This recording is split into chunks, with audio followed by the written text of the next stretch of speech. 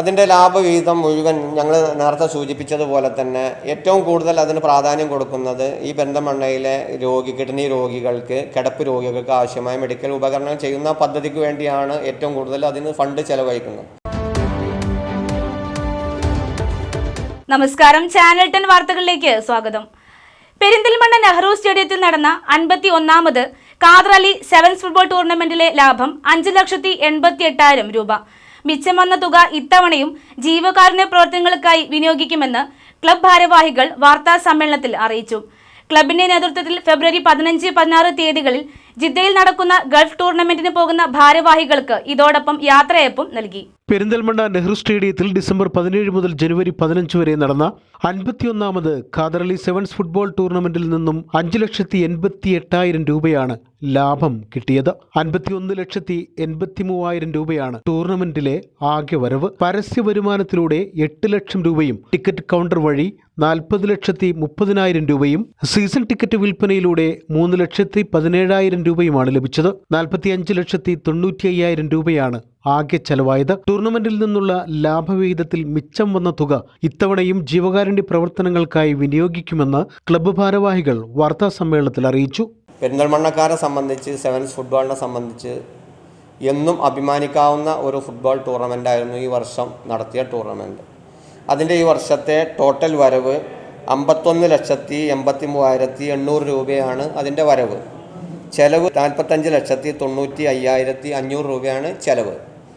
അതിൻ്റെ ബെനിഫിറ്റ് ലാഭം എന്ന് പറയുന്നത് 5,88,300 രൂപ ലാഭമായിട്ടുള്ള ഒരു നല്ല ടൂർണമെൻറ്റ്, ജനങ്ങളുടെ നല്ല സപ്പോർട്ടോടു കൂടി ഫുട്ബോളിനെ സ്നേഹിക്കുന്ന മുഴുവൻ ആളുകളുടെയും പിന്തുണ അതിൻ്റെ വിജയത്തിൻ്റെ പിന്നിലുണ്ട്. ഒപ്പം തന്നെ പെരിന്തൽമണ്ണയിലെ ദൃശ്യവാർത്താ മാധ്യമങ്ങൾ സുഹൃത്തുക്കളുടെയൊക്കെ വലിയ പിന്തുണയോടു കൂടിയാണ് അത് വിജയിപ്പിക്കാൻ കഴിഞ്ഞിട്ടുള്ളത്. അതിൻ്റെ ലാഭവിഹിതം മുഴുവൻ ഞങ്ങൾ നേരത്തെ സൂചിപ്പിച്ചതുപോലെ തന്നെ ഏറ്റവും കൂടുതൽ അതിന് പ്രാധാന്യം കൊടുക്കുന്നത് ഈ പെരിന്തൽമണ്ണയിലെ കിഡ്നി രോഗികൾക്ക്, കിടപ്പ് രോഗികൾക്ക് ആവശ്യമായ മെഡിക്കൽ ഉപകരണങ്ങൾ ചെയ്യുന്ന പദ്ധതിക്ക് വേണ്ടിയാണ് ഏറ്റവും കൂടുതൽ അതിന് ഫണ്ട് ചെലവഴിക്കുന്നത്. നഗരസഭാ പരിധിയിലെ വൃക്കരോഗികൾക്ക് 1,000 രൂപ വീതം പ്രതിമാസ സഹായവും കിടപ്പ് രോഗികൾക്ക് മെഡിക്കൽ സഹായ ഉപകരണങ്ങൾ നൽകുന്നതും തുടരും. ക്യാൻസർ രോഗികൾക്കും ഹൃദയ ശസ്ത്രക്രിയ കഴിഞ്ഞവർക്കും സാമ്പത്തിക സഹായം നൽകാൻ പദ്ധതിയുണ്ടെന്ന് ക്ലബ്ബ് സെക്രട്ടറി പച്ചേരി ഫാറൂഖ് പറഞ്ഞു. കൂടെ തന്നെ ഈ പെരിന്തൽമണ്ണയിലെ ഫുട്ബോളിൻ്റെ വളർച്ചയ്ക്ക് വേണ്ടി ഫുട്ബോൾ 20 വയസ്സിൻ്റെ താഴെയുള്ള കുട്ടികൾക്ക് സ്ഥിരമായി കോച്ചിങ് ക്യാമ്പ് കൊടുത്തുകൊണ്ടിരിക്കുന്നുണ്ട്. ഈ 2 ഗണത്തിൽപ്പെടുന്ന രൂപത്തിലാണ് ഈ സാമ്പത്തിക ലാഭത്തിൽ നിന്ന് ഞങ്ങൾ ചെലവഴിക്കാൻ ഉദ്ദേശിക്കുന്നത്. ഒട്ടനവധി പദ്ധതികൾ വേറെയും ഞങ്ങളെ ക്ലബിൻ്റെ പിന്നിലുണ്ട്.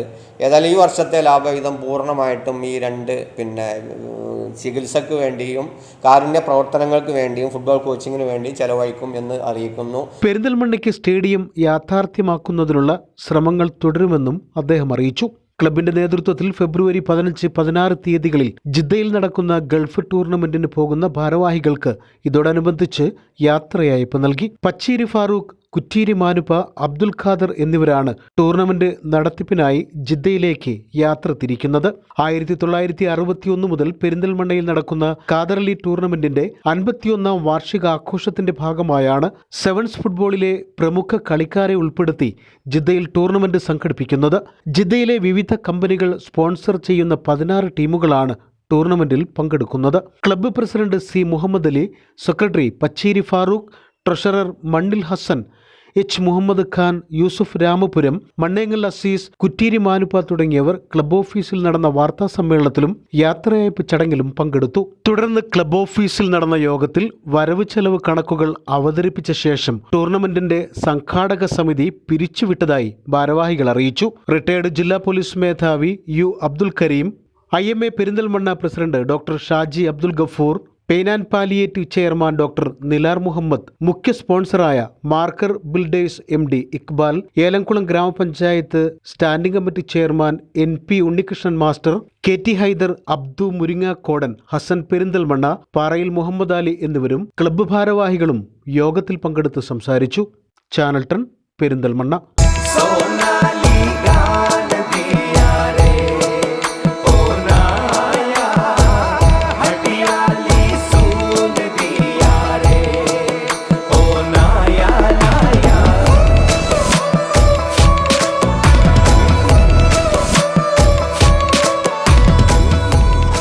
25 years of sparkling legacy.